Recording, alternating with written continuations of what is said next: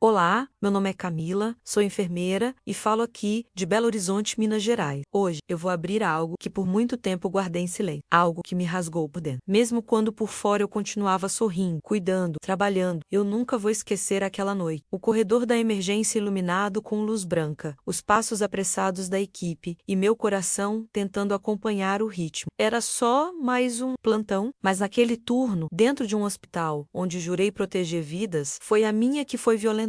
Fui tocada sem permissão, agredida em silêncio. O medo me paralisou, a vergonha me calou. Por muito tempo, acreditei que fosse culpa minha. Hoje, não mais. Eu escolhi falar, porque essa história não é só minha, menos, é de muitas. Essa é a minha verdade. E essa é a história que precisa ser contada. Era uma noite comum de plantão, daquelas em que a gente já chega cansada, mas sabe que não pode fraquejar. Eu havia trocado o turno com uma colega e fiquei na ala de internação masculina, algo que, até então, nunca me incomodou. Sempre fui profissional, dedicada, apaixonada pelo que faço. Entrei na enfermagem por amor, pelo desejo de cuidar, de estar presente nos momentos mais difíceis da vida de alguém. Mas naquela noite, algo diferente pairava no ar. Tínhamos recebido um paciente novo, transferido de outro hospital. Ele havia passado por uma cirurgia ortopédica e precisava de cuidados pós-operatórios. Eu revisei a ficha dele, observei seus sinais vitais e iniciei o protocolo de atendimento, como de costume. Na ficha, não havia nada que chamasse atenção além do histórico de comportamento agitado, sob efeito de analgésico. Até aí, tudo normal. Quem não fica confuso ou agressivo depois de uma cirurgia complicada? Mas havia algo em seu olhar. Um jeito estranho de me encarar, como se me despisse com os olhos. Eu me senti desconfortável, mas tentei ignorar. Pensei que era só o efeito dos medicamentos, algo passageiro. Não queria fazer julgamentos precipitados. Afinal, como enfermeira, aprendi a manter o profissionalismo acima de tudo. Segui atendendo os demais pacientes, organizando as medicações, atualizando o prontuário. A rotina puxada não me deixava espaço para pensar muito, mas toda vez que eu passava pelo leito dele, sentia aquele mesmo olhar. Um incômodo, difícil de explicar. Era como se ele estivesse à espreita, esperando o momento certo para, não sei, talvez fosse só coisa da minha cabeça. Eu queria acreditar nisso. Mais tarde, por volta das 2 da manhã, fui chamada por um técnico de enfermagem para ajudar com a medicação 4 daquele paciente. Ele estava inquieto, reclamando de dor e se recusava a deixar qualquer homem se aproximar. Disse que só aceitaria ser atendido por mim. Me senti desconfortável, mas fui. Tentei racionalizar. Ele está vulnerável, com dor, precisa de ajuda. Entrei no quarto com a postura firme, profissional, tentando não deixar transparecer minha insegurança. Expliquei calmamente o procedimento. Pedi que ficasse imóvel para aplicar o remédio. Ele estava deitado, suado, e seu olhar me seguia com uma intensidade desconcertante. Quando me aproximei, senti sua mão tocar meu braço, como se quisesse me segurar. Pedi que parasse. Ele riu, um riso baixo, assustador. Me afastei, dei um passo atrás, e naquele momento soube. Não era imaginação, não era efeito de remédio. Era real, e eu estava sozinha ali dentro. Fiz o que pude para terminar o atendimento o mais rápido possível e saí daquela sala. Voltei para a enfermaria com o coração acelerado. Compartilhei com a técnica que estava de plantão, mas ela minimizou. Ele tá grogue, é assim mesmo. Não liga não. Desde o início, algo naquele paciente me incomodava. Não era só uma intuição vaga, era uma sensação física mesmo. Um aperto no estômago, um arrepio na espinha. A primeira vez que entrei no quarto dele, senti o ar mudar. Era como se a atmosfera ficasse mais pesada, mais densa. Ele estava deitado, com o braço imobilizado, coberto por lençóis até a cintura. Mas seus olhos estavam vivos demais, atentos demais. E aquilo me gelou por dentro. Ele sorriu quando me viu. Um sorriso que, para qualquer outra pessoa, poderia parecer simpático, mas que para mim foi um alerta. Era aquele tipo de sorriso que a gente, como mulher, aprende a decifrar desde cedo. Um sorriso que invade, que não respeita, que ultrapassa. Eu tentei sorrir de volta, por educação, mantendo o profissionalismo, mas não consegui sustentar por muito tempo. Me limitei a um aceno leve de cabeça e fui direto aos procedimentos. Enquanto eu checava os dados no prontuário, percebi que ele não tirava os olhos de mim, me examinava. Não da forma como um paciente normalmente observa uma enfermeira menos com gratidão, confiança ou dor, mas como um predador observa a presa. Lembro de ter sentido uma angústia estranha, um desconforto que não passava. Mesmo depois que saí do quarto, tentei me convencer de que era exagero da minha parte, que era só cansaço do plantão, que a minha cabeça estava me pregando peças. Mas então começaram os comentários. Primeiro, coisa solta. Você é muito bonita para trabalhar num lugar desse. Nunca fui tão bem cuidado na vida. Eu respondia com educação, como sempre, mas por dentro ficava em alerta. alerta. Comecei a evitar ir sozinha até o quarto dele. Pedia para algum técnico me acompanhar. Inventava desculpa. Mas nem sempre era possível. Nem sempre a rotina permite isso. O hospital é corrido, caótico e muitas vezes estamos sozinhas nos corredores, nos quartos, nos banheiros. Uma vez, ao aplicar o medicamento, ele sussurrou algo no meu ouvido. Palavras torpes, nojentas. Senti meu corpo inteiro enrijecer. Travei, respirei fundo, terminei o procedimento o mais rápido que pude e saí de lá, tentando manter a postura. Fui ao banheiro e chorei. Não de tristeza, mas de raiva, de impotência. Eu me sentia violada e ainda não havia sequer sido tocada de verdade. Mas as palavras dele me atravessaram como lâminas invisíveis. Contei ao meu coordenador, esperando apoio. Ele me ouviu, mas minimizou. Disse que o paciente estava confuso, que já havia tido episódios semelhantes, que era para eu tomar cuidado, mas continuar o atendimento normalmente. Aquilo me revoltou. Eu queria gritar. Mas e eu? Quem cuida de mim? Mas calei, porque o silêncio muitas vezes é imposto. E naquela noite, eu comecei a entender o tamanho da solidão que estava prestes a enfrentar. Porque a verdade é essa. A gente sente quando algo está errado. E eu sentia desde o primeiro olhar, desde o primeiro sorriso. Eu só não sabia ainda o quanto aquilo iria me marcar. Aquela noite estava particularmente silenciosa. A maioria dos pacientes já dormia, os corredores estavam vazios e a iluminação baixa tornava o hospital ainda mais sombrio. Eram quase 4 da manhã, quando o botão de emergência no quarto dele foi acionado. Eu estava na sala de medicações, organizando os registros. Quando o alarme tocou, corri, como sempre, porque é isso que fazemos. Respondemos aos chamados, mesmo quando o corpo pede descanso. Quando entrei no quarto, ele estava sentado na cama, suado, ofegante, dizendo que sentia dores intensas e que algo estava errado com o curativo. Fiquei alerta. Me aproximei para verificar o local da cirurgia, tentando manter a distância, respeitando os protocolos. Mas ele parecia impaciente, exigente, querendo que eu chegasse mais perto. Olhei ao redor, estávamos sozinhos. A técnica que normalmente me acompanhava estava ajudando outro paciente no fim do corredor. Pedi que ele se acalmasse, que eu ia verificar o curativo com cuidado. Ele estava sem camisa e puxou o lençol para baixo com rapidez, expondo mais do corpo do que necessário. Senti o sangue sumir do meu rosto. Aquilo foi intencional. Eu soube na hora. Ainda assim, tentei manter o foco. Sou profissional, eu repetia mentalmente, mas bastou um instante de distração. Um segundo. Quando me abaixei para ajustar o acesso venoso, senti a mão dele agarrou meu braço com força. A outra foi em direção ao meu corpo. Foi rápido, mas foi real. Ele me tocou, me violentou ali, com um gesto direto, brutal. Gritei. Gritei tão alto que meu grito ecoou pelos corredores. Ele soltou meu braço, mas ainda sorria. Um sorriso doente, triunfante. Saí correndo do quarto, tremo, sem fôlego. Meu corpo suava frio, minhas pernas mal me sustentavam. Bati na porta da enfermaria, quase sem conseguir falar. A técnica correu até mim. Minutos depois, outros membros da equipe apareceram. A médica plantonista foi chamada, um protocolo de segurança foi iniciado, mas nada daquilo apagava o que eu tinha sentido. O toque, a violência, o medo. A equipe tentou me acalmar, perguntaram o que tinha ido, se eu queria ir para casa. Eu só chorava, não conseguia explicar, não conseguia colocar em palavras, me sentia suja, vazia e o pior. Eu sabia que muitos ali duvidariam, porque quando o abuso acontece dentro de um hospital, a vítima é quase sempre invisível. Os profissionais são vistos como fortes e inabaláveis, mas ali eu era só uma mulher quebrada. A coordenadora do plantão tentou seguir o protocolo, mas ficou claro que ninguém estava preparado para lidar com aquela situação. A polícia foi chamada com relutância, só depois que insisti. E ainda assim, quando chegaram, fui questionada como se eu tivesse feito algo errado. Como se eu, de jaleco e crachá, tivesse provocado, como se meu uniforme não fosse suficiente para provar minha dignidade. A equipe estava dividida. Alguns queriam justiça, outros apenas silêncio. O hospital, naquele momento, parecia mais preocupado com sua reputação do que com minha dor. E ali, no meio daquela confusão, meu desespero se transformou em raiva, uma raiva silenciosa, mas firme, porque se ninguém falava por mim, eu falaria. Depois do choque inicial, veio a burocracia, aquele momento em que a dor é deixada de lado e o sistema assume o controle, frio e pessoal. Ainda com os olhos inchados e a garganta seca de tanto chorar, fui levada até a sala da supervisão. Lá, pediram que eu relatasse tudo, com calma, por escrito. A caneta tremia na minha mão. Cada palavra que eu escrevia parecia reviver o toque, o medo, a impotência. Enquanto isso, o paciente continuava no quarto, como se nada tivesse acontecido. Isso me doía profundamente. Eu estava ali, tentando manter a lucidez depois de uma invasão que desestruturou estruturou tudo dentro de mim, e ele simplesmente estava lá, como se não tivesse feito nada, sem algemas, sem contenção, sem nenhuma consequência imediata. A primeira medida tomada foi transferi-lo para outro quarto, mais afastado. Alegaram que seria por segurança menos a minha, claro, como se a solução fosse me afastar do problema, em vez de afastar o problema de mim. Questionei se ele seria contido, medicado, removido. Ouvi apenas. Vamos avaliar. Essas palavras ecoaram na minha cabeça como um tapa. O hospital acionou a direção, e logo vieram as recomendações jurídicas. Cuidado com o que vai dizer. Não cite nome. Evite expor a instituição. Era como se meu sofrimento fosse um incômodo para a reputação dele. Eu já não era a enfermeira dedicada, exemplar. Eu era agora o risco, o escândalo. Decidi que não ia me calar. Preenchi a ficha de ocorrência com cada detalhe, mesmo sabendo que isso me expunha. Podia trazer consequências. Solicitei acompanhamento psicológico imediato. E depois de muita insistência, fui encaminhada ao setor de saúde ocupacional. Lá, a psicóloga me recebeu com empatia, mas sua expressão revelava o quanto aquele tipo de situação ainda era tratada como exceção, quando na verdade é mais comum do que se imagina. Fui orientada a passar pelo exame de corpo de delito. Era a única forma de garantir que o abuso tivesse um registro legal. Fui levada até o Instituto Médico Legal no fim daquele mesmo dia, ainda com o uniforme sujo de lágrimas, ainda com o cheiro do hospital impregnado na pele. Durante o exame, chorei em silêncio. Não pela dor física menos, mas por estar ali, não como profissional de saúde, mas como vítima. Na volta, fui dispensada do plantão, mas não houve acolhimento institucional. Nenhum gestor veio me procurar. Nenhuma reunião foi marcada para discutir o ocorrido. Silêncio. Um silêncio ensurdecedor, que machuca mais do que o grito. Comecei a receber mensagens de apoio de colegas, mas também olhares desconfortáveis nos corredores. Gente que não sabia dizer. Gente que preferia não se envolver. E pior, alguns começavam a espalhar suposições. Será que foi exatamente assim? Será que ela não exagerou? A dor da violência se transformava agora em dor da desconfiança. O paciente, dias depois, foi transferido para outro hospital. Alegaram que ele precisava de cuidados específicos que ali não podiam ser ofertados. Mas para mim, aquilo foi só mais uma forma de encerrar o assunto sem consequências reais. Ele saiu andando. Eu fiquei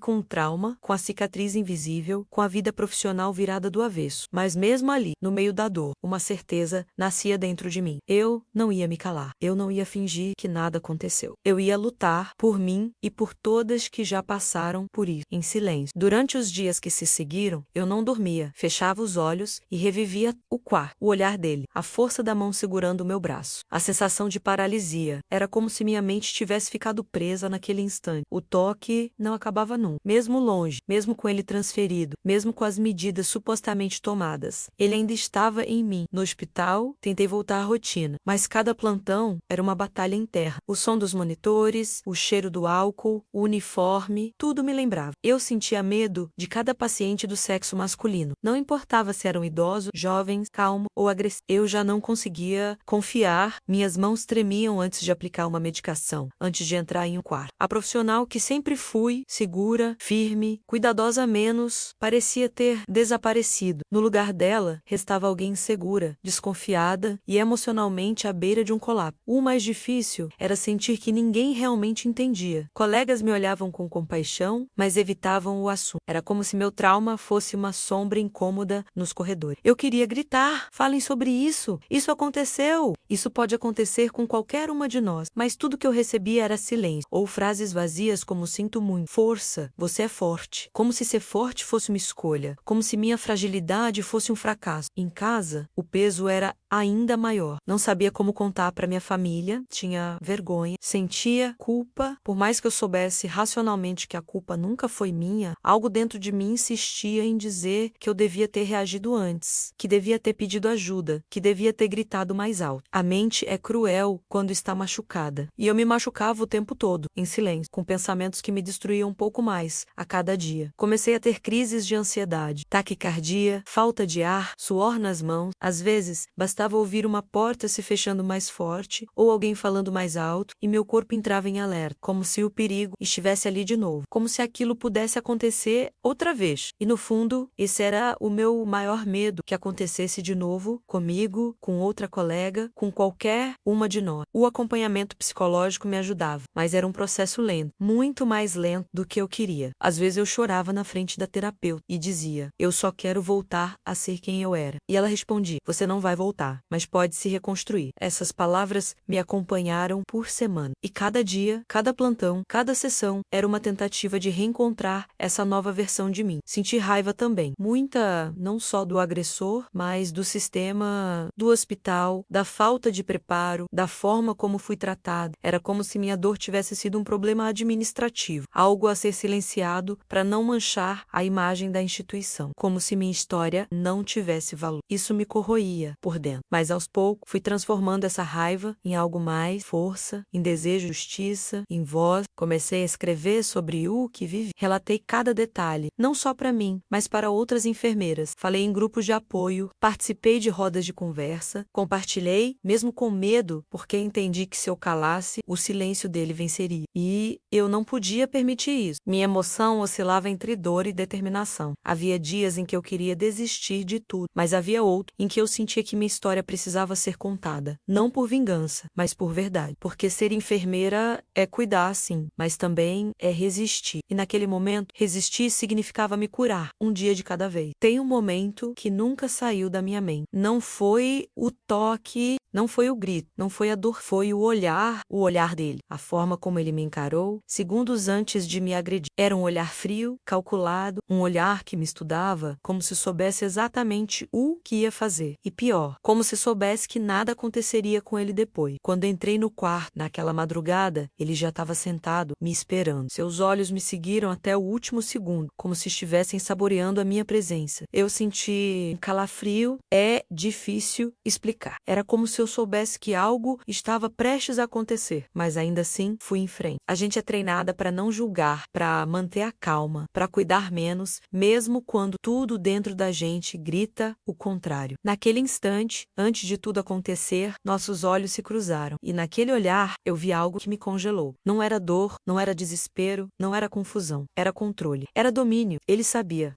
que eu estava vulnerável, sabia que estava sozinho comigo, sabia que ninguém viria rápido, sabia que minha palavra seria questionada e sabia que, mesmo se eu falasse, talvez nada mudasse. O olhar dele me dizia isso, sem palavras, sem ruído, só a certeza fria de quem carrega o poder de ferir e desaparecer, sem deixar rastro. Depois do abuso, ainda tremo, olhei para ele mais uma vez antes de sair correndo, e ele continuava me encarando, não com medo, não com culpa, mas com um tipo de superioridade que me enojava. Era como se ele dissesse: você não vai fazer nada, ninguém vai fazer nada. Aquele olhar ficou preso dentro de mim como uma âncora. Durante muito tempo, esse olhar me assombrou. Não era o rosto dele que eu via nos pesadelos, era o olhar. Ele aparecia nos meus sonhos, nos momentos mais banais do dia, quando eu passava pelo corredor do hospital, quando eu entrava em qualquer outro quarto, até mesmo quando me olhava no espelho. Era como se eu carregasse aquele momento nos olhos também, como se ele tivesse deixado uma marca invisível em mim. Conversei sobre isso com minha psicóloga, e ela me disse algo que nunca esqueci. O olhar dele foi a forma mais cruel de te calar, porque ele sabia que podia, mas você também pode escolher o que fazer com esse olhar. Aquilo mexeu comigo. Comecei a escrever, a reler meus relatos, a falar sobre o que senti naquele instante, porque transformar dor em voz era a única maneira que eu tinha de retomar o controle. Passei a observar os olhares ao meu redor de forma diferente. O dos colegas, tentando entender sem invadir. O da minha mãe, que me olhava com medo de perguntar, mas com um coração gritando por mim. O da psicóloga, acolhedor, firme, e aos poucos fui percebendo que o olhar dele não era o único, que havia olhares de apoio, de solidariedade, de força, e que eu precisava me apegar a ele. Mas aquele primeiro olhar, ele ainda vive dentro de mim. Não como trauma paralisante, mas como lembrei que eu sobrevivi, de que mesmo diante da frieza, da violência e da impunidade, eu segui em frente. E agora, quando fecho os olhos, não é mais o olhar dele que me domina, é o meu, o olhar de quem passou pelo inferno e decidiu não ser enterrada ali. O verdadeiro clímax dessa história não foi o momento do abuso, por mais doloroso que tenha sido, foi o que veio depois. Foi a solidão, foi a luta invisível de tentar provar que minha dor existia, porque uma coisa é enfrentar um agressor, outra, completamente diferente, é enfrentar um sistema que prefere silenciar do que acolher. Poucos dias após o ocorrido, fui chamada para uma reunião com a diretoria do hospital. Entrei na sala com as mãos geladas. Do outro lado da mesa estavam 2 gestores, a coordenadora de enfermagem e um advogado da instituição. Não perguntaram como eu estava, não me ofereceram um copo d'água. Fui recebida como se estivesse prestes a dar trabalho. Falaram sobre consequências legais legais, sobre reputação da instituição, sobre prudência nas declarações públicas, me pediram que tivesse cuidado com o que publicasse nas redes sociais. Disseram que eu tinha o direito de acionar a justiça, claro, mas que seria bom senso manter a questão dentro dos limites da empresa. Eu ouvi tudo em silêncio. Só minha respiração pesada preenchia o ambiente. Eu estava ali, em pedaços, e eles estavam preocupados com o nome do hospital. Foi ali que quebrei. Pela primeira vez desde o ocorrido, gritei, chorei, gritei, bati na mesa. Disse que não ia me calar, que não ia aceitar ser tratada como uma estatística, como uma ameaça institucional. Disse que, se necessário, denunciaria a todo. A diretoria, a omissão, a forma como o protocolo foi ignorado. Eles tentaram me acalmar, mas eu não queria mais calma. Eu queria respeito, dignidade, justiça. Saí daquela reunião com as pernas trêmulas. Sentei no banco do vestiário, tirei o jaleco e chorei como uma criança. Chorei até faltar ar. Pela primeira vez, pensei em desistir da enfermagem. Aquela profissão que eu tanto amava, que me formou como mulher, como ser humano, agora era a fonte da minha dor. Eu pensava, como eu vou cuidar de alguém de novo, se nem conseguiram cuidar de mim? Foi a noite mais escura da minha vida. Voltei para casa carregando um vazio que nem sei explicar. Não comi, não falei com ninguém. Apaguei todas as mensagens no celular. Desliguei tudo. Eu só queria sumir. Só queria dormir e esquecer. Mas aí, no meio da madrugada, recebi uma ligação. Era uma colega do plantão. Ela chorava do outro lado da linha. Me disse, Camila, o que aconteceu com você? Também aconteceu comigo há 3 anos. Eu nunca tive coragem de falar. Você está fazendo por mim o que eu nunca consegui fazer. Aquilo me quebrou de um jeito diferente, porque naquele instante percebi que minha dor tinha eco, que minha luta era maior do que eu, que meu grito estava abrindo feridas escondidas, mas também iluminando caminhos que antes estavam escuros. E ali, no fundo do poço, entre o desespero e o silêncio, nasceu uma nova força. Uma força que dizia, você não está sozinha. Uma força que dizia, continue. Foi o ponto de virada. Depois daquela ligação, eu não fui mais a mesma. Algo mudou dentro de mim. Pela primeira vez desde o abuso, eu senti que não estava gritando no vazio. Alguém me ouviu, alguém se reconheceu na minha dor. E aquilo me deu um propósito que foi além da raiva, além da revolta. Comecei a enxergar tudo sob uma nova perspectiva. O que aconteceu comigo não era um caso isolado, uma exceção ou uma tragédia particular. Era um retrato de algo maior. Um sintoma de uma cultura que há muito tempo ignora o sofrimento das mulheres, menos mesmo das que estão dentro de hospitais, mesmo das que vestem jaleco, mesmo das que estão ali para salvar a vida. Passei a olhar minha trajetória com mais compaixão, porque durante muito tempo me cobrei demais. Queria ter reagido mais rápido, ter gritado mais alto, ter evitado, mas a verdade é que nenhuma vítima escolhe estar ali. Nenhuma mulher pede para ser violentada e nenhuma de nós deve carregar a culpa que não é nossa. Esse entendimento foi libertador. Não me curou de imediato, mas abriu um caminho para o perdão. Não o perdão ao agressor. Esse jamais terá meu perdão menos, mas o perdão a mim mesmo. Perdoar a Camila, que congelou, que teve medo, que chorou, que pensou em desistir, porque ela fez o que podia com a dor que carregava e ainda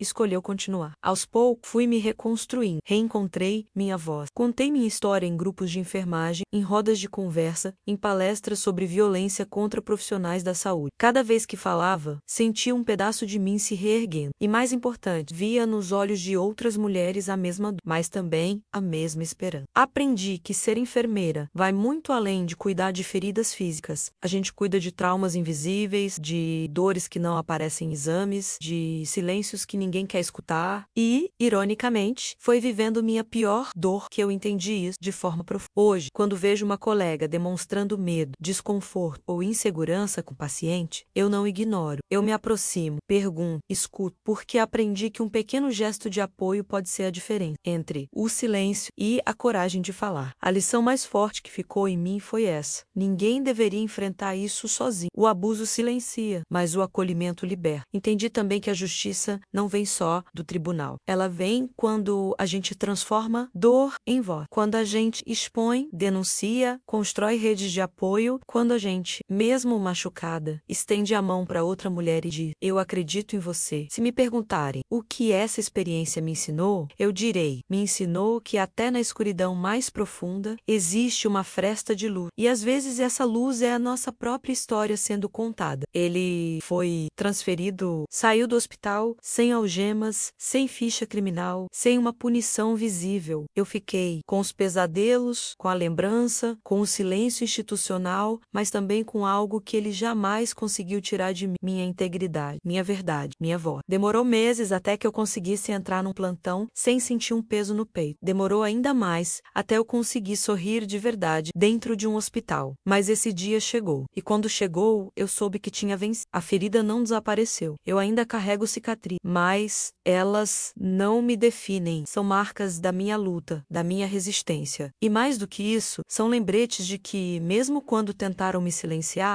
eu escolhi falar. A cada paciente que cuido hoje, carrego comigo essa história. Não como dor, mas como força. Porque ser enfermeira é isso. É ser resistência, é ser empatia, é ser presença mesmo quando tudo dentro da gente quer fugir. E foi nesse processo que redescobri a verdadeira relevância do nosso trabalho. Nós não somos apenas técnicas, não somos apenas as que aplicam medicamento ou trocam curativo. Somos as primeiras a ouvir um grito de dor, as primeiras a notar quando algo está errado. Somos escudo, somos ponto, somos cuidado em carne viva. Infelizmente, ainda vivemos em um sistema que falha conosco, que não nos protege, que minimiza o que sentimos, que nos trata como engrenagens descartáveis. Mas é exatamente por isso que precisamos continuar lutando, não só por nós, mas pelas que virão depois. Hoje, quando olho para trás, vejo duas versões de mim: a mulher que foi violentada e a mulher que se levantou. E tenho orgulho da segunda porque ela decidiu que não seria definida pela dor, mas pela coragem. A todas as enfermeiras que já sentiram medo, que já foram desrespeitadas, que já foram silenciadas, vocês não estão sozinhas. Existe uma rede de mulheres que resistem, que transformam sofrimento em mudança, que gritam por justiça mesmo quando a garganta sangra. E a você que assistiu até aqui, meu agradecimento mais sincero, porque escutar uma história como essa é um ato de empatia, de humanidade. E quem escuta com o coração transforma o mundo. Eu continuo enfermeira, continuo mulher, continuo viva e agora, mais do que nunca, continuo falando, porque minha voz é a arma que ninguém mais vai conseguir tirar de mim. E essa história, difícil como foi, me deu um novo propósito: fazer com que nenhuma outra profissional da saúde precise passar por isso em silêncio. Obrigada por me ouvir, obrigada por estar aqui